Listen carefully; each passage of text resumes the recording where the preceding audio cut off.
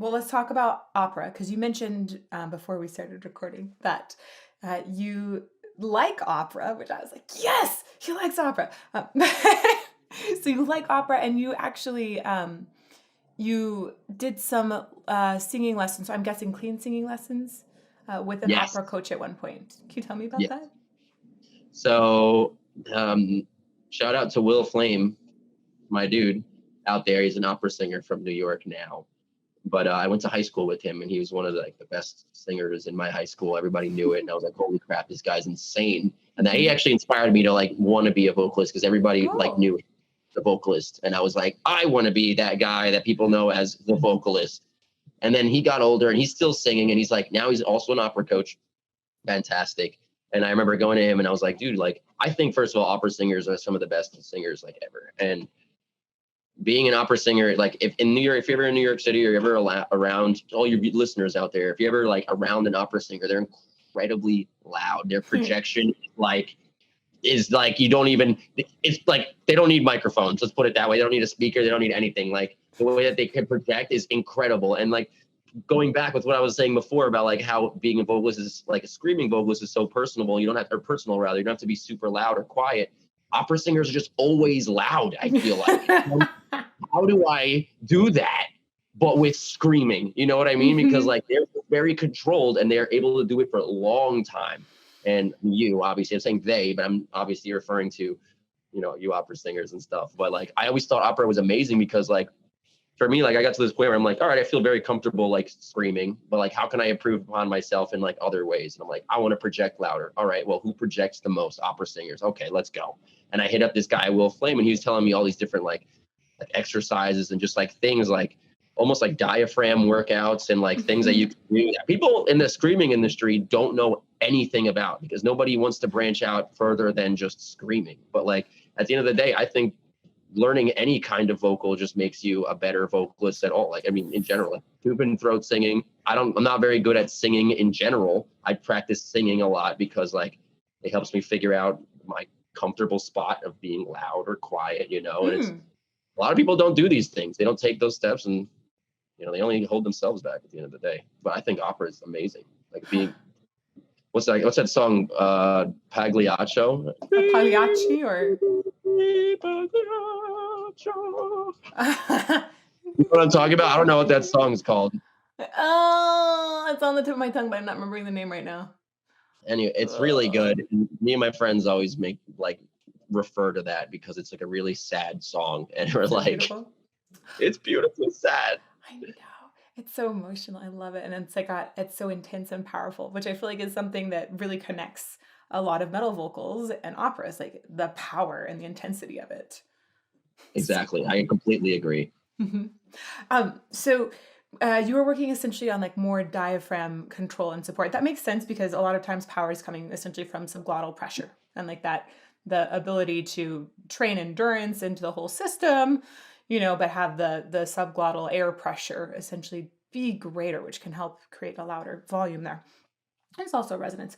But so you think about diaphragm, but another thing that you do that is really cool and I think is really good is having a really wide stance.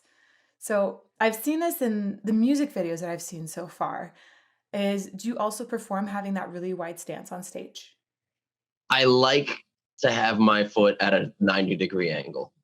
Yeah. I don't know what it is. It has to be 1 foot at least. I have to feel like I call it the power stance. And like even when I'm in the studio, I feel more comfortable. Like I'm like, get me a chair or a stool and Hmm. I'll put it right in front of me so I can put my foot on top of something.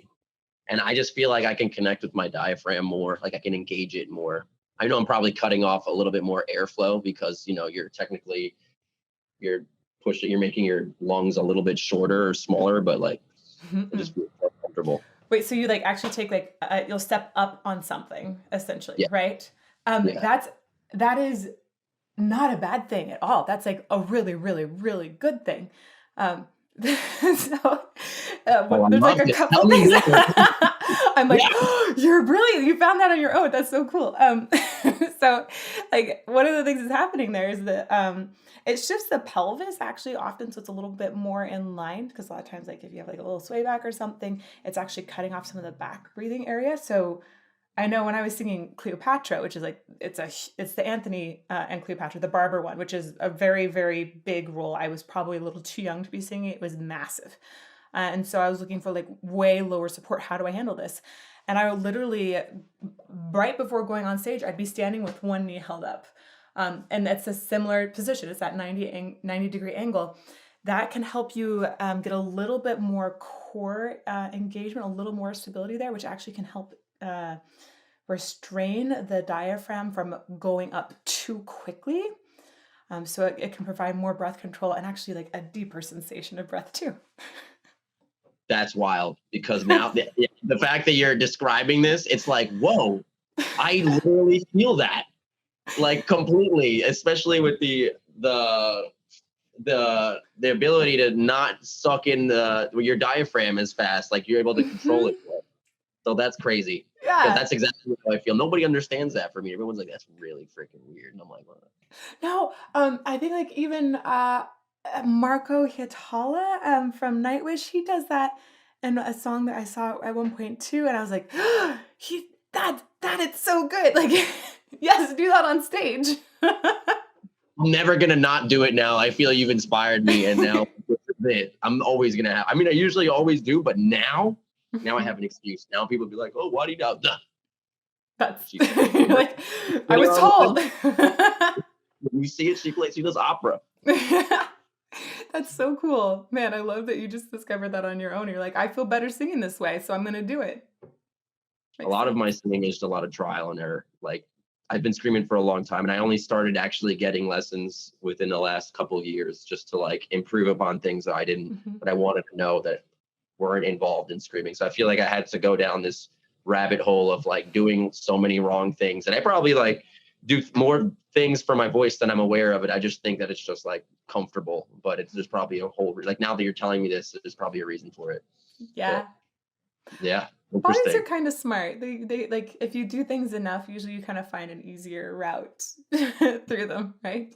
I think so too. That's a lot of problems that people have. They always stop doing vocal. They stop screaming because they're like, all right, but then they don't figure it out, and then they're just Hmm. like, I guess I couldn't figure it out. It's like you'll Hmm. figure it out Right. eventually. Usually if it feels good, it's probably going to be better. Usually. Yes, Like 95% exactly. of the time. So Unless you're doing like maybe those Mariah Carey whistly highs. What are they called? They're their whistle tone, whistle register. whistle. Thank you. That's Hmm. exactly what it is. I try actually using that whistle register for some of my highs, and Yeah. I find that I can do it, but it's just like I don't know how to do it live for a long period of time. You know what I mean? But Have you like heard there's that certain like in a like recording when you were accessing whistle and a scream at the same time, I'm guessing?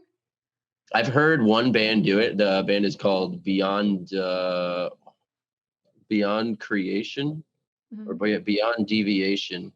Anyway, but the guy he does like these really weird like screams that almost sound like banshee screams. It sounds like a tea kettle. Like we call it tea kettle screams.